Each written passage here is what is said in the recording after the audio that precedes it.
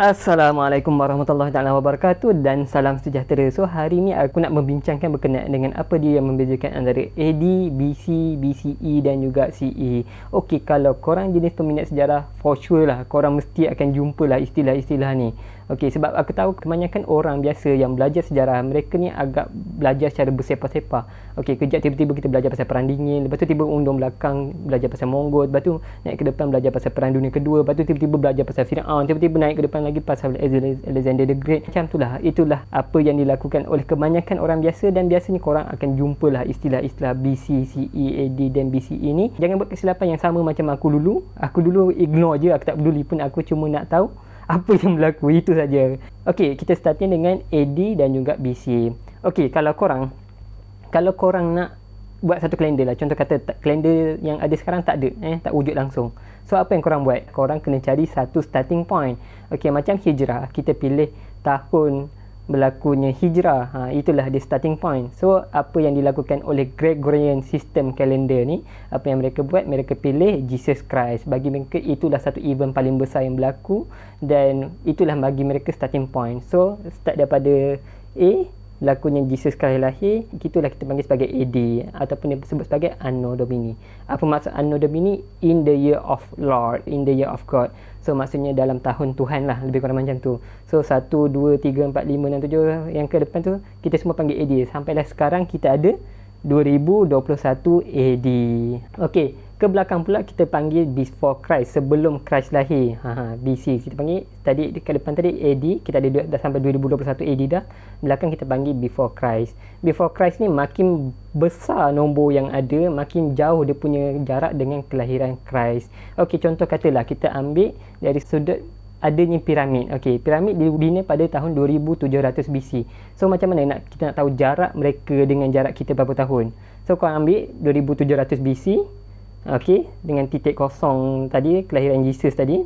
Okey, 2700 tambah dengan 2021, lebih kurang kita akan dapat lebih kurang 4721 tahun jarak kewujudan piramid tu dengan kita. So kita tahulah, jauhnya benda ni.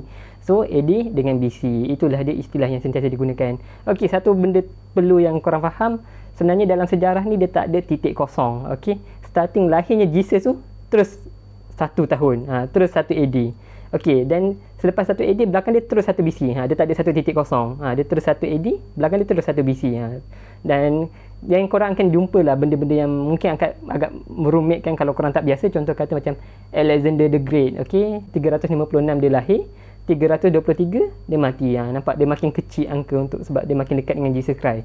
So itulah apa yang perlu korang faham berkenaan dengan BC. Okey, sekarang ada pula usaha yang diperkenalkan oleh Jewish Academy, ahli akademik daripada kalangan Yahudi, nak memperkenalkan satu lagi istilah, iaitu CE dan juga BCE. Sebenarnya sama je.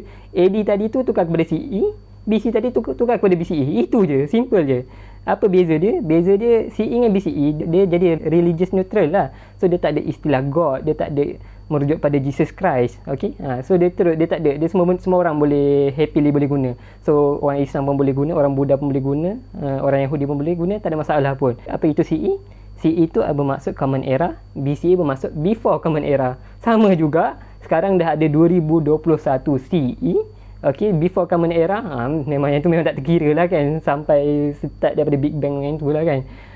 So itulah dia CE dengan BCE. Okey, ada beberapa benda lah, mungkin kalau korang menulis, mungkin ada benda yang korang kena alert sikit.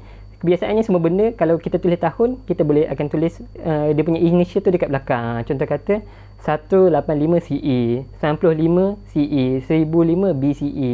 Tapi kalau AD, kalau sepatutnya kalau korang menulis jurnal ataupun artikel, AD tu kena letak depan. Yang ni kesilapan yang aku juga selalu buat.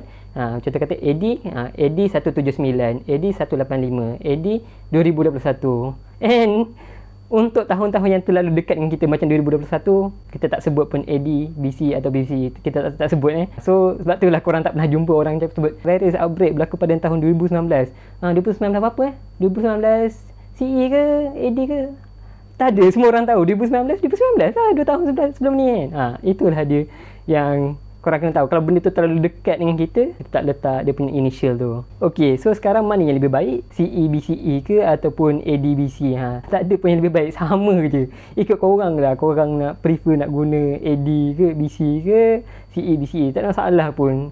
Yang tu terserah kepada korang punya selera sendirilah. Apa yang aku nak tekan kat sini, korang janganlah buat kesilapan macam aku dulu. Bila aku belajar sejarah, aku ignore je pasal benda-benda ni. Every event is like a piece of puzzle tau. A piece of puzzle yang korang akan susun dalam timeline kepala korang sendiri. Jadi korang tahulah benda tu nak letak kat depan ke, nak letak kat belakang ke, nak letak hujung ke, nak letak kat tengah-tengah ke. Jadi bila korang dah nampak perkara tu, tak adalah korang tiba-tiba tertukar, tiba-tiba boleh cakap, oh Mongol datang menyerang Jerman melawan Hitler. Memang tak ada lah kan. Ataupun Firaun rekrut tentera USSR untuk berperang dengan dia dalam perang dingin atau perang dunia kedua. Memang tak lah. Memang tak lah kan.